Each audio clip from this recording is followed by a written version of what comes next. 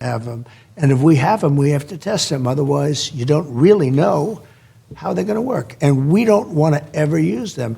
And in the meantime, I've solved 8 wars. I knocked out 8 wars. I have 8 wars. I brought a little list for you if you'd like to see it. But I took 8 wars and stopped during an 8-month period. During 8 months, before the 9th month, I stopped 8 wars. The only one I haven't been successful yet in, and that'll happen, is Russia-Ukraine, which I thought actually would be the easiest one because I have a very good relationship with President Putin. But we are respected again as a country, and that's the way I've been able to stop the wars. I also stopped them because of trade. Who's tougher to deal with, Vladimir Putin or Xi Jinping? Both tough, both smart, both, look, they're both very strong leaders. These are people not to be toyed with. These are people you have to take very serious. They're not. Great answer. Great answer, because that was a trick answer. Welcome to the show, Deeply Disgusting.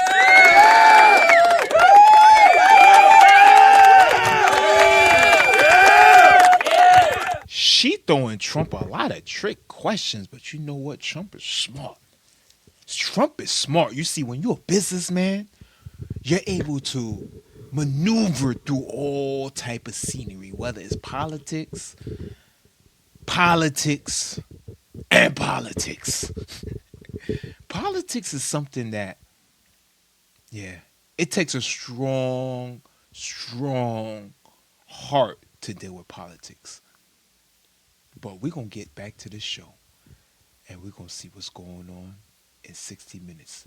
Thank y'all for watching. Like and subscribe. This is part 2. President Donald Trump's 60 Minutes interview. 60 Minutes is a classic show. If y'all don't know, Google it. And I'm happy. I feel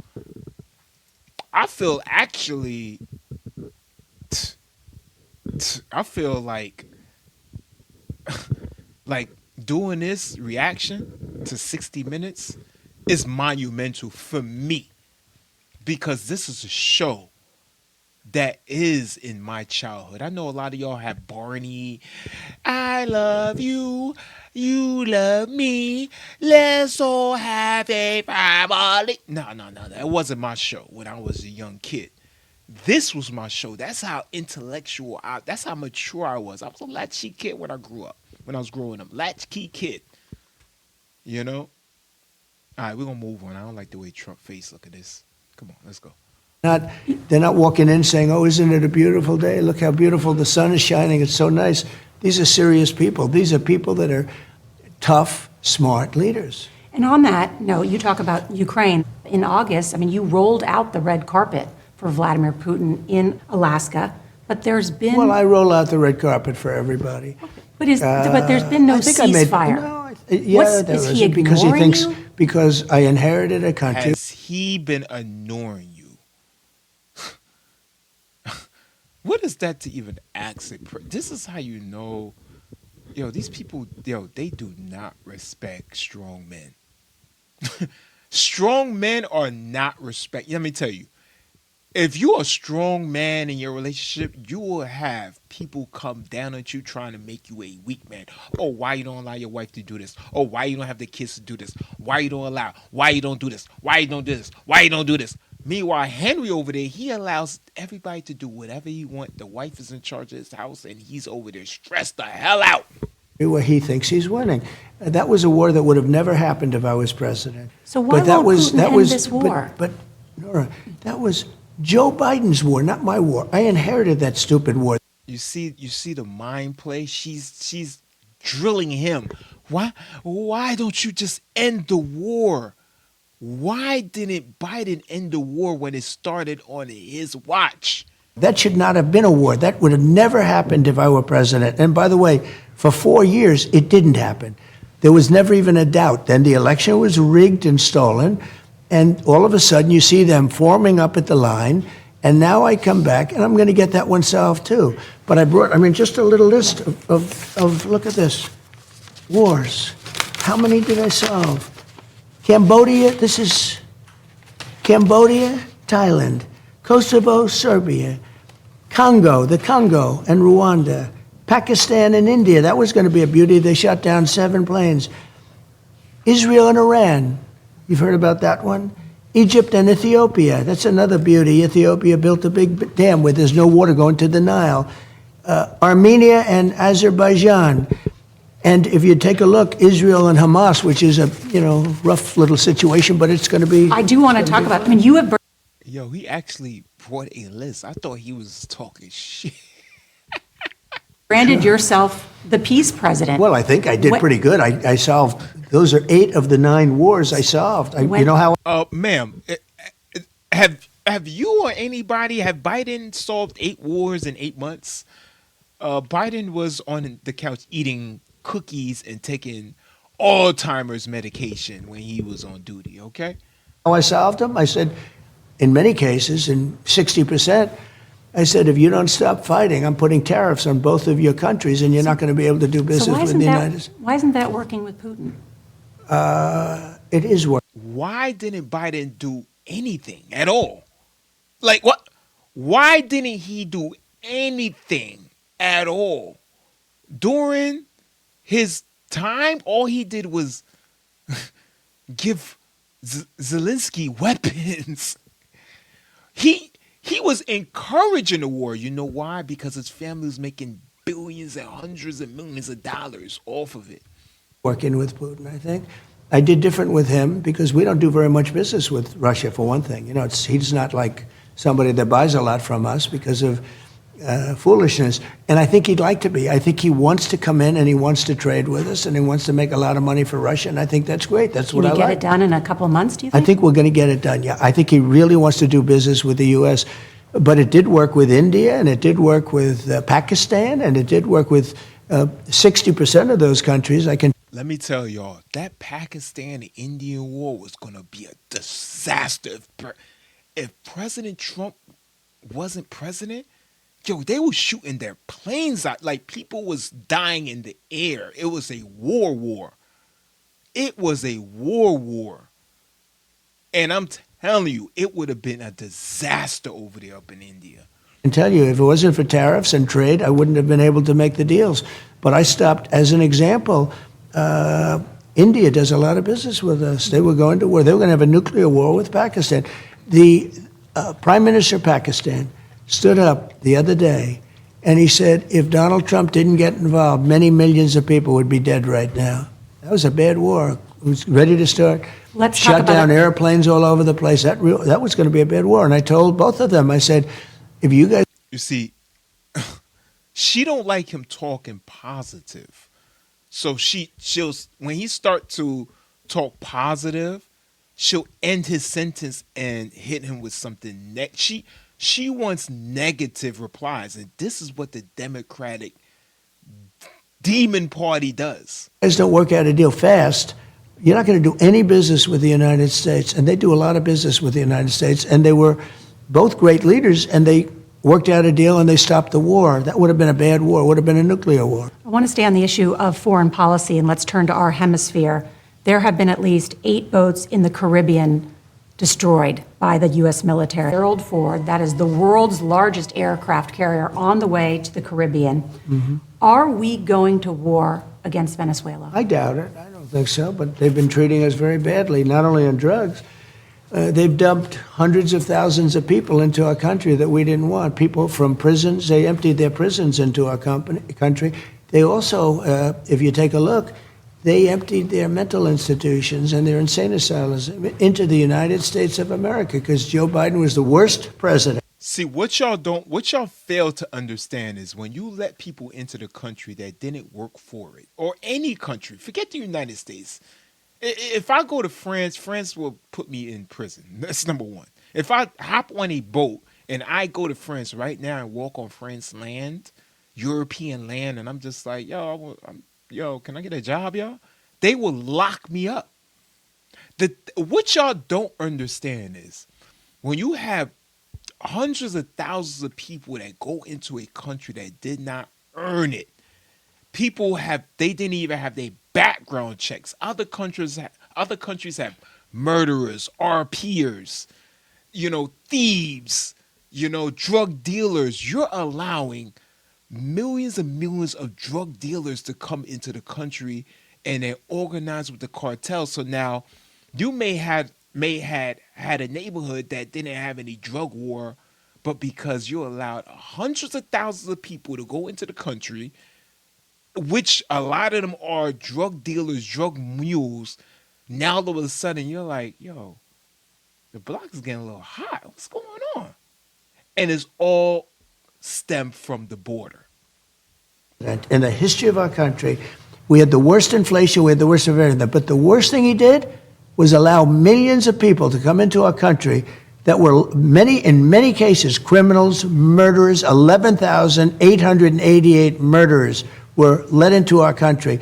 Venezuela let a lot of those people in, but they were from all over. I actually met a man that came here illegally, and he came here like 20 years ago. And he actually, we became good friends. You know, we worked together at one point, and then, you know, he left and he got another job. But he told me, he said in his country, he was a shotter. He was a shotter in his country. If y'all don't know what a shotter is, he was a shotter. He had multiple warrants. He went to prison. But then he came here, and because there's no background check, because there's no proper system, he came here, he kept his head low, got a regular job, you know, and he said to me, he said, yo, there's no need to like do criminal activity here. He said, yo, this is a first world country. He said, in my country, he said, we hardly even have socks on our feet. He said, yo, he don't even understand how young kids and Americans decide to do crime in this country. He said it blows his mind every time he see a person that's born in the United States and result to crime. He does not understand it, because he looks at it like, yo, bro, if you think you're doing bad here, go back to my country. The world. This isn't just Venezuela. They were from all over the world. We are going to talk about... And what he did to our country should never... You see, she don't like positive. ...be forgotten. He had an open border process, and people would come in, and I'm not discriminating against... And she keeps stopping him every time he talks about Biden. ...tattoos, but people would come in with tattoos all over their faces and say, come on in, come on in, come on in. They let people in that should have never been... Venezuela emptied their prisons into the United States of America. It's true. It's true. And I know a lot of y'all out there like, oh my gosh, a white man is talking about tattoos on the face. He's racist. No, I'm talking about tattoos on his face too. If you got tattoos on your face, 13 and 14s and 15s, the numbers, yeah, you need to get out the country. Facts. America. And every one of those boats that you see shot down, and I agree, it's a terrible thing, but every one of those... Yeah, it's kind of messed up, though. boats kills 25,000 Americans. Every single boat that you see that's shot down kills 25,000 on drugs and destroys families all over our country. Yes, and that is what people are mistakenly not comprehending.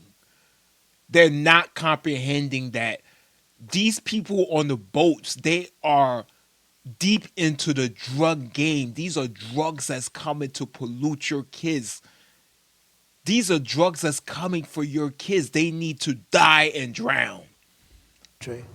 We will talk about immigration in a moment, but I just want to talk about the scale of the military operation around Venezuela, because it has been described to 60 Minutes as using a blowtorch to cook an egg.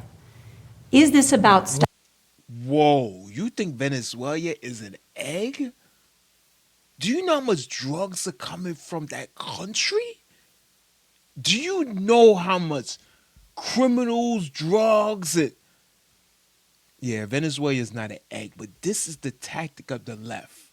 They're going to minimize everything that he is attacking and make it seem like, no, let them do what they need to do. They are people too.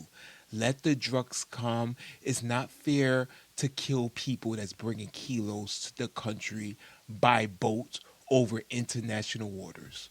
I don't think so. Look. Is it about, let me ask you though, is it about stopping narcotics, or is this about getting rid of President Maduro? No, this is about many things.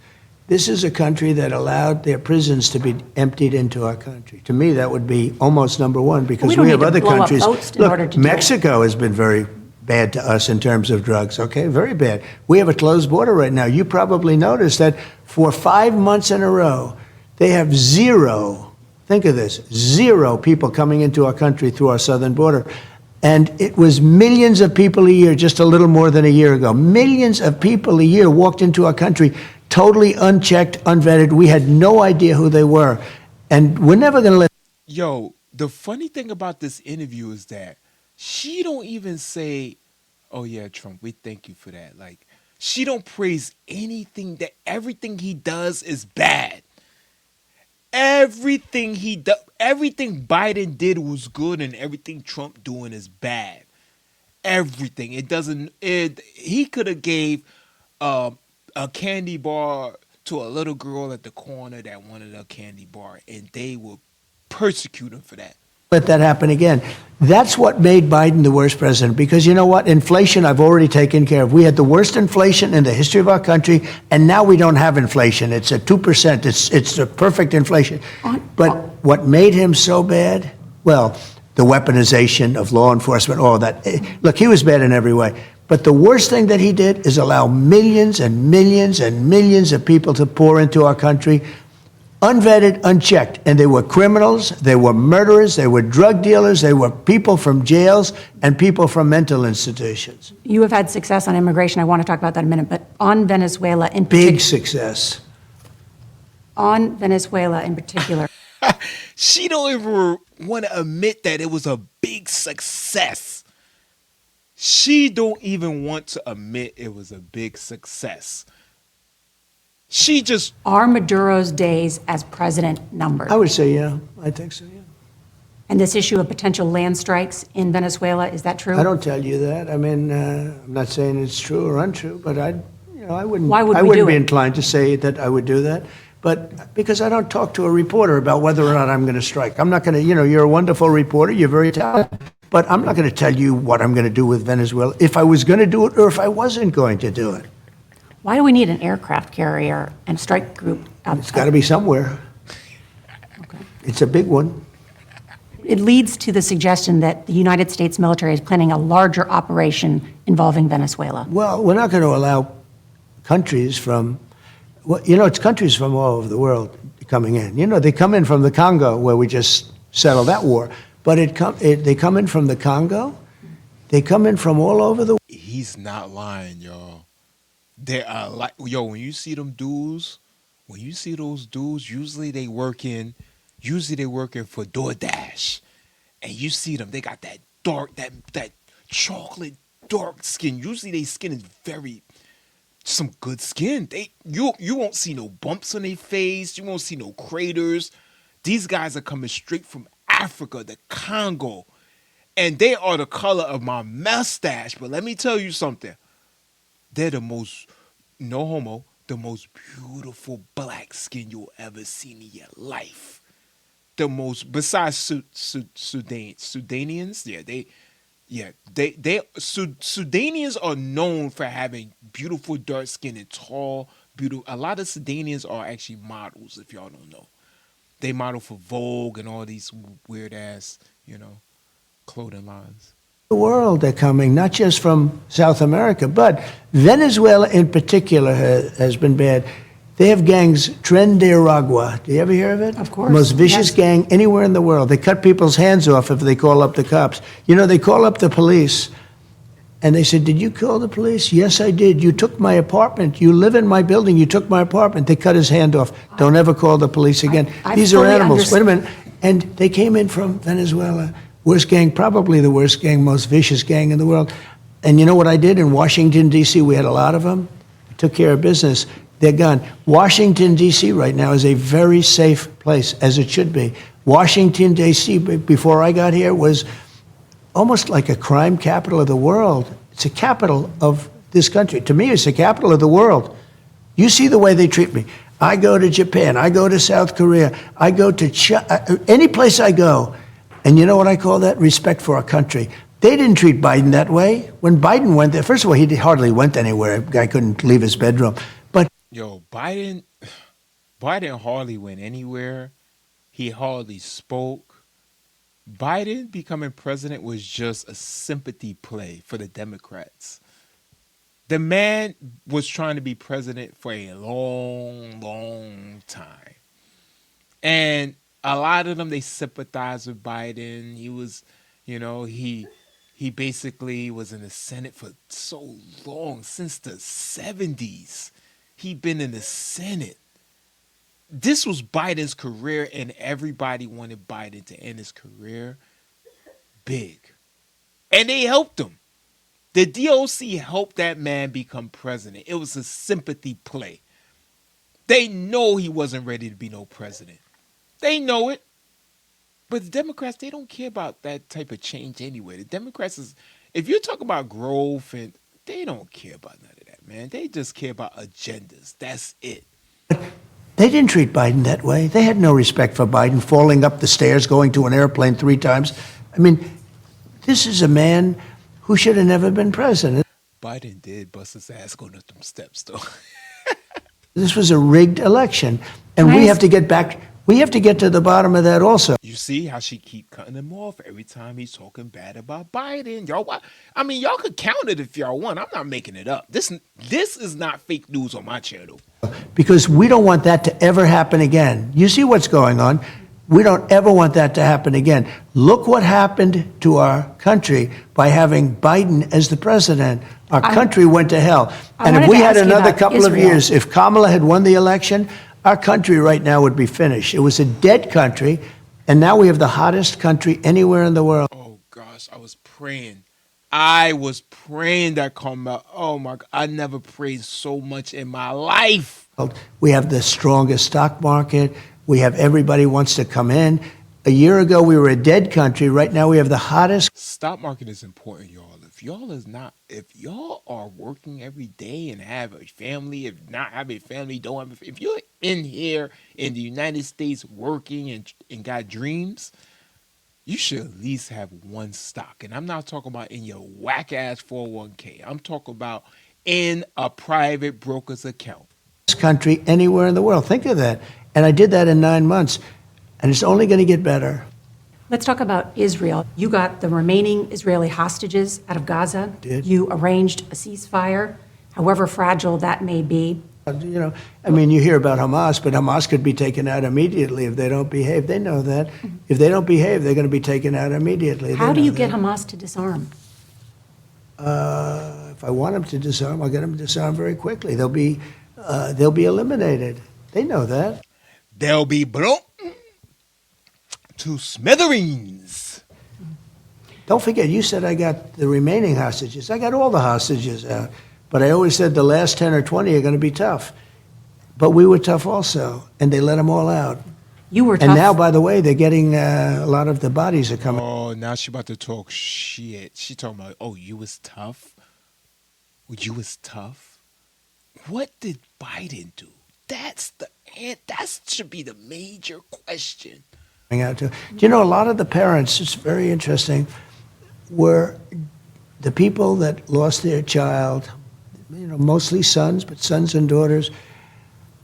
They knew they were dead in some cases. Do you know that they were as anxious or even more anxious of getting their child out, even though they knew it was a body that we were dealing with, than the people that had a living child, living, breathing child, that they knew they were alive, if barely, because the way they lived was so horrible.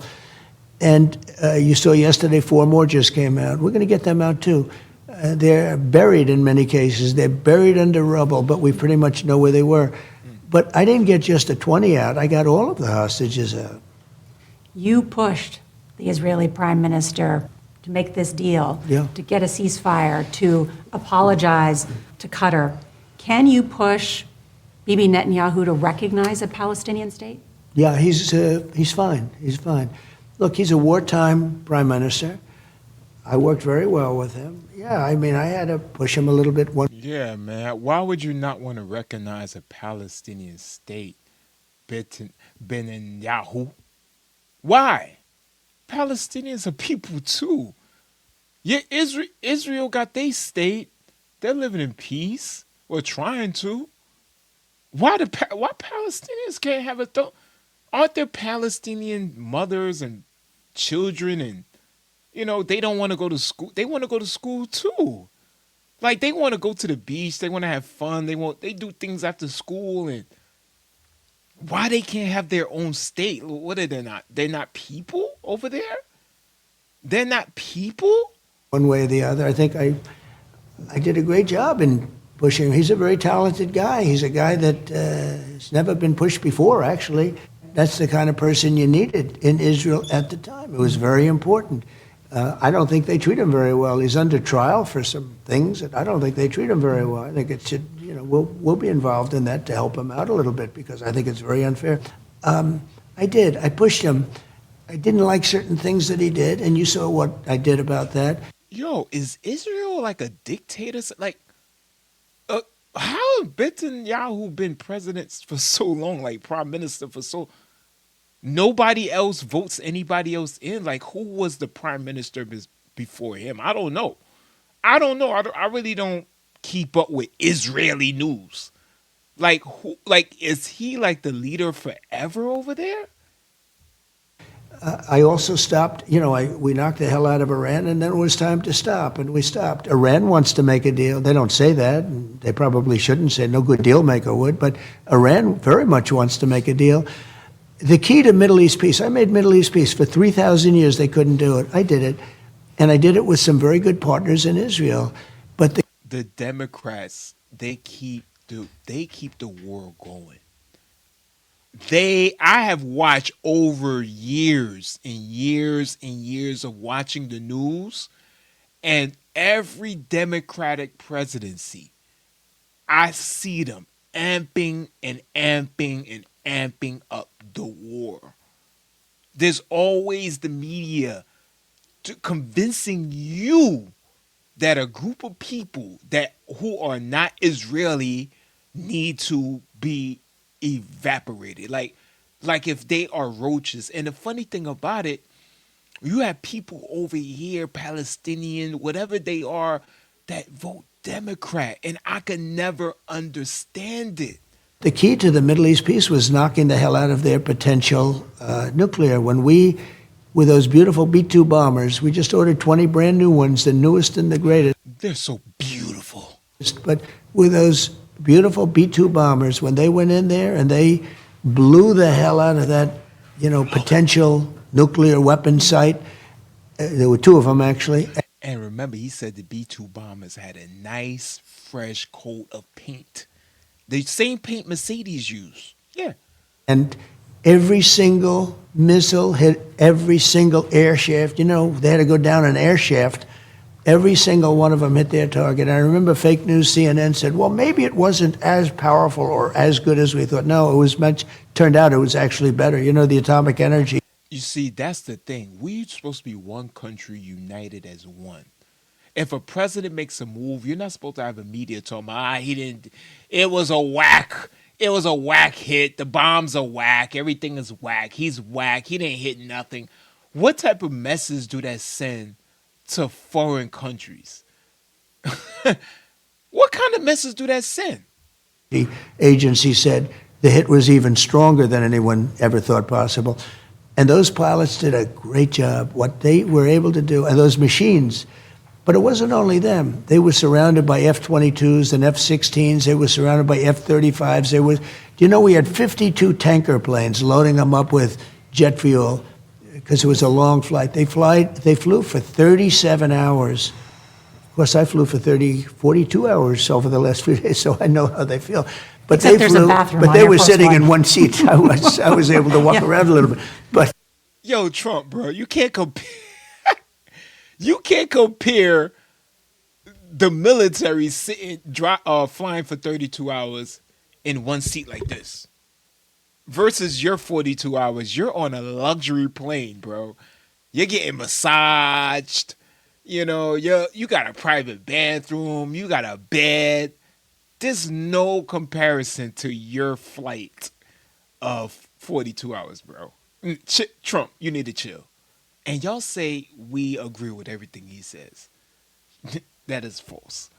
yeah, they said 42 hours. I've been in the air for 42 hours over a few days, and that was fine because we took in trillions of dollars into our country.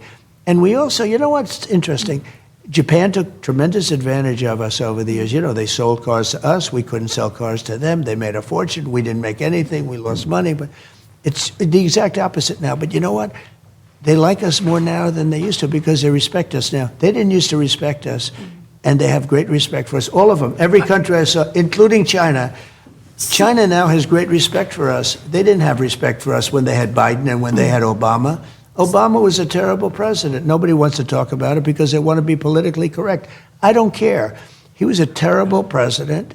Our country it really started a very bad downward spiral. Then I stopped it. Then we had a rigged election. And then what Biden did to our country should never, ever be forgotten. We're still on. Never, ever be forgotten. And we are never going to forget. Because I remember coming out of McDonald's and I had to walk over 20 immigrants laying on the ground asking me for change. And that McDonald's was such a beautiful McDonald's. Now, I don't even want to eat McDonald's anymore. Thank y'all for watching. Like and subscribe. And stay tuned. Make sure y'all stay tuned. Thank you. Deeply disgusted.